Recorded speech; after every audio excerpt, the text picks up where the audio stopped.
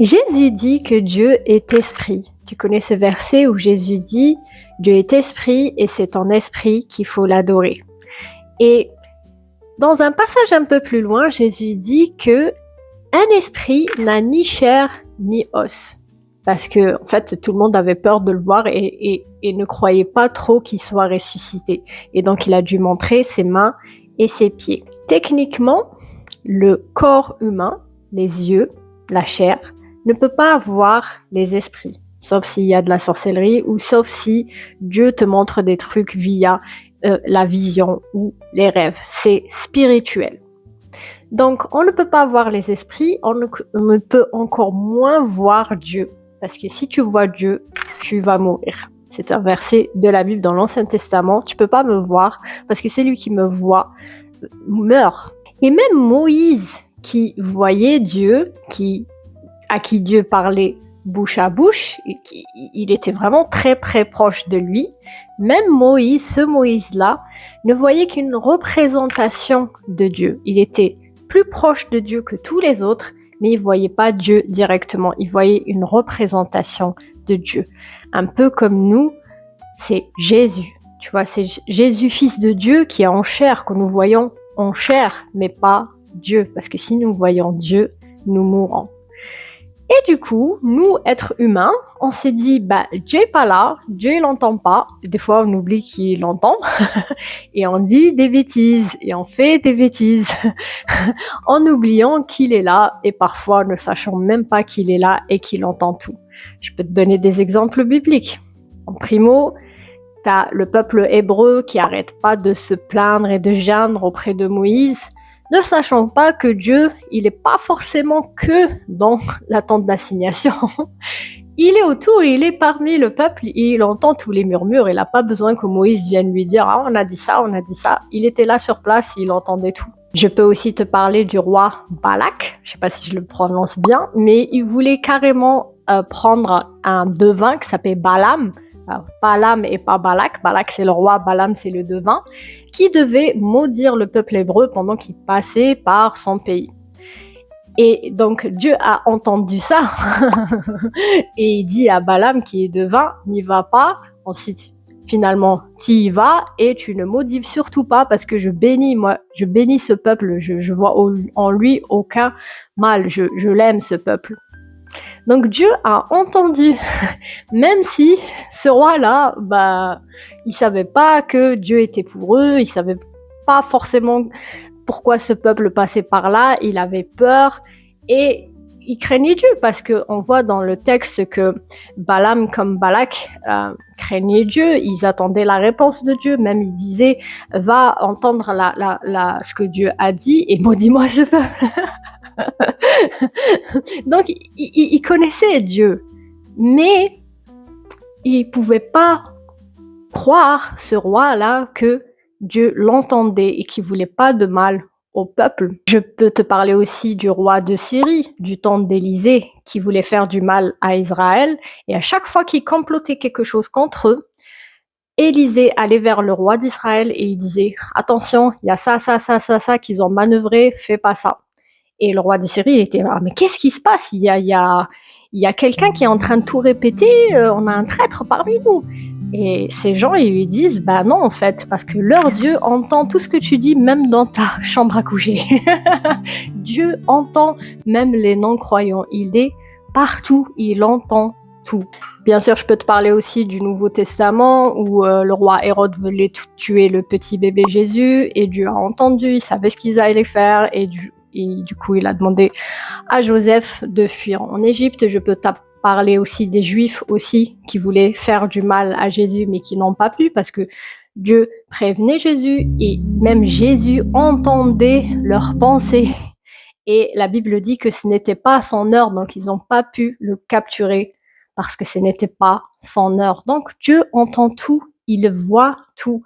On devrait être là à faire rentrer Dieu dans nos conversations. Parce que quand on dit des méchancetés sur les gens, quand on est commère ou quand on projette quelque chose et on fait genre Dieu est pas là, il est là-haut, tu sais, c'est seulement quand tu pries, c'est une grosse erreur. Parfois, Tu parles à une personne de tes projets et tout, tu peux dire, mais je vais t'en parler, Dieu, tout à l'heure. Je vais prendre 1 heure avec toi, on va en discuter. Même si la personne en face de toi croit que tu es fou parce que tu es en train de parler dans le vide, je peux t'assurer que Dieu est là et il entend la conversation et il entend très très bien ce que tu es en train de dire. Donc je trouve que c'est bien d'impliquer Dieu dedans. Et même lorsque tu murmures ou tu dis des trucs sur les personnes, on est tous humains, même moi je l'ai fait, se rappeler que Dieu il est en train d'entendre à côté. Donc essayez de faire en sorte de se la boucler par respect par Dieu, pour lui dire, Seigneur Dieu, je te respecte, je te crains, je sais que tu es là et je veux pas te faire du mal. Je vais vous raconter une histoire personnelle.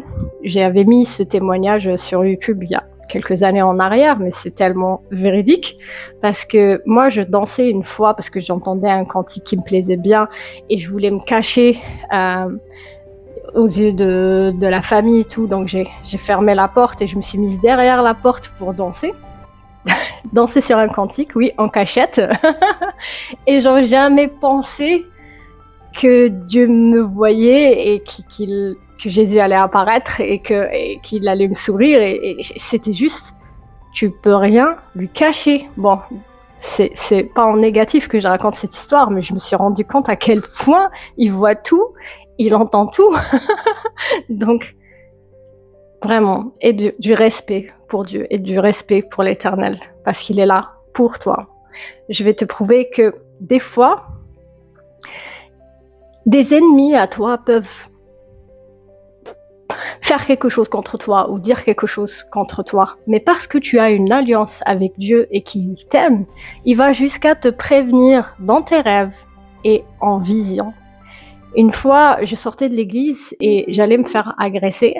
Et Dieu me l'a montré en vision alors qu'on était en réunion de prière, que je n'étais même pas encore sortie de l'église, je l'ai vu. Et non seulement je l'ai vu, mais j'ai eu la sensation de peur alors que tout allait bien. Bon, enfin, il s'est produit tout plein de trucs après, mais du coup, je me suis dit, waouh, Seigneur, avant tu ne faisais pas ça, mais maintenant que j'ai une alliance avec toi, tu me conseilles. Tu me préviens, tu me dis l'avenir. Tout ce que Jésus a dit sur le Saint-Esprit est vrai. Quand il dit, il vous conseillera, il vous parlera de l'avenir. Et là, il m'avait parlé de l'avenir. J'aime cette alliance qu'on a avec Dieu. C'est juste magnifique. Plusieurs fois aussi, dans mes rêves, il me prévenait qu'il allait se passer quelque chose au boulot, qu'il allait se passer quelque chose au niveau de ma famille, qu'il allait se passer quelque chose au niveau de ma vie personnelle. C'est juste un truc de dingue et j'aime tellement. Donc vraiment, je te conseille, vraiment, c'est juste un conseil d'une sœur en Christ, de créer cette amitié avec Dieu, de prendre conscience que tu as une alliance avec Dieu qui est très très importante et prendre conscience qu'il est là, qu'il t'entend, qu'il te voit, donc l'impliquer dans tout ce qu'il fait.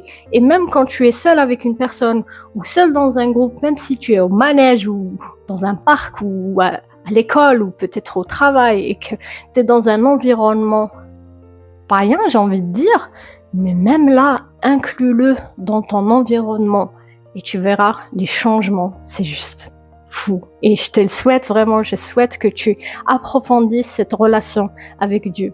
Alors je suis pas à un niveau où j'ai tout compris. Je vais pas te dire que je suis parfaite et je suis géniale et suis mon témoignage, fais comme moi. Je veux juste te montrer, te parler de ce que Dieu est merveilleux et je voudrais aller encore plus loin avec lui. Mais juste ça déjà, je suis waouh Seigneur, t'es formidable, t'es génial. Et je veux que tu vois au moins ça et qu'on puisse tous ensemble cheminer et avancer avec lui. N'hésite pas à me dire en témoignage dans les commentaires, qu'est-ce que tu as vécu avec Dieu, comment il a pu te prévenir, comment tu as pu savoir comme ça d'un coup que Dieu entendait ce que tu faisais, qu'il voyait ce que tu faisais, qu'est-ce qu'il a fait dans ta vie. Ça va m'encourager moi et ça va encourager les personnes qui vont te lire aussi. Moi je te laisse avec cette petite vidéo, je te dis à la prochaine et n'oublie pas, c'est quoi déjà? Souris, tu es béni, ciao ciao.